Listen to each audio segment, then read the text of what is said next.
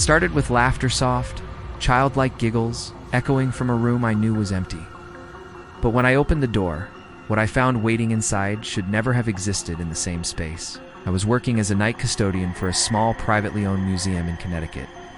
The building wasn't very large, 2 floors, mostly antiques, old toys, and religious artifacts.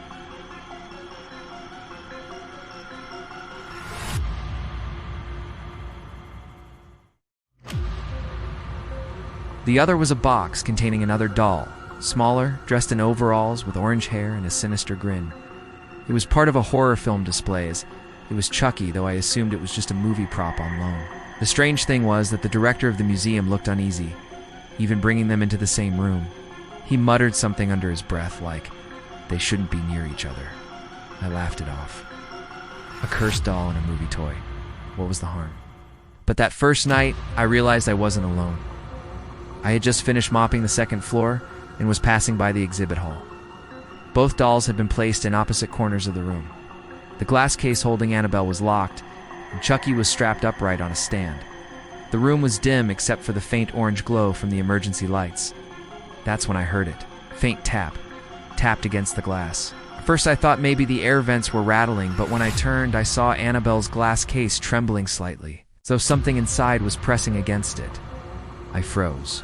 The case was supposed to be airtight, unmovable. Then came the sound that chilled me to my core, a laugh not from Annabelle. It came from the other side of the room where Chucky sat. The sound was sharp, mechanical, almost like a toy winding down. I told myself it was in my head. Stress. Too many horror movies. I left the room quickly, forcing myself not to look back.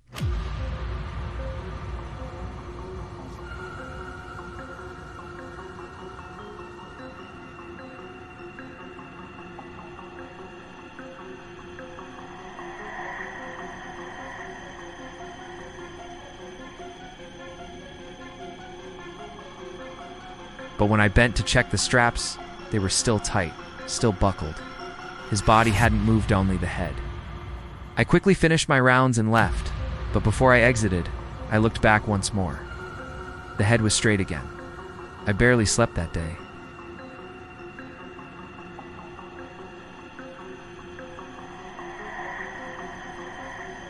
By the 3rd night, I was considering asking for a different assignment.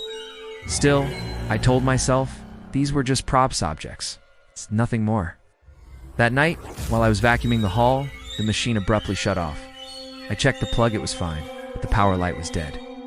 Then, from the darkened exhibit room, I heard scraping. It was slow at first, like fabric dragging across wood, then faster. Sharper, like little plastic shoes tapping against the floor. My heart pounded as I approached the room. The overhead lights flickered once, then steadied, casting a weak glow over the exhibits. Chucky was no longer on his stand. The straps lay loose on the floor, cut as if with a blade, and Annabelle's case was cracked. Hairline fracture ran across the glass like something had slammed against it from the inside.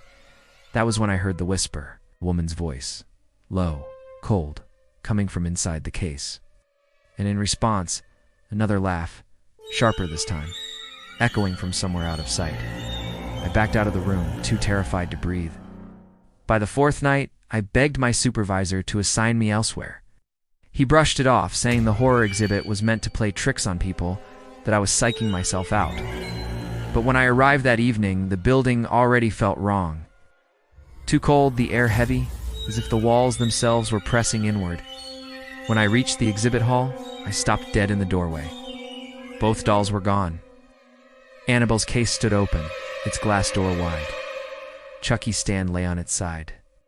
The straps were shredded, and in the center of the room, carved into the floor, was a jagged line, as if something heavy had been dragged back and forth in violent arcs.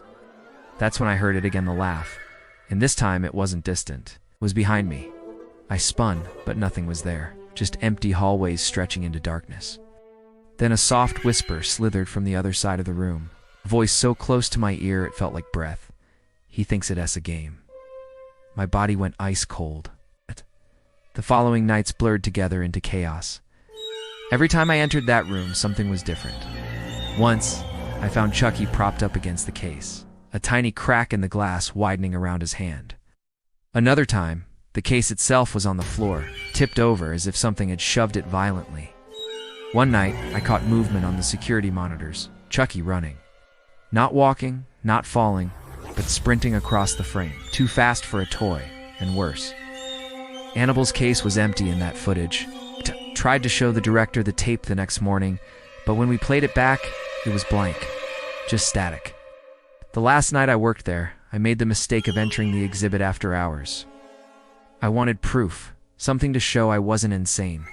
I carried my phone, recording as I stepped inside. The air was freezing, my breath visible in the beam of my flashlight. The room was too quiet, no hum of lights, no creak of wood. Just silence. Then, slowly, I panned my flashlight across the floor. There they were. Chucky stood a few feet from Annabelle, both facing each other like opponents. His little knife glinted in the light, though I swear no one had given him a blade. Annabelle sat slumped, her head tilted unnaturally, her painted smile somehow sharper. I don't know what made me stay, but I couldn't look away. The air shifted in energy I can't describe, like static crawling across my skin. And then, without warning, Chucky's head snapped toward me. His eyes locked on mine.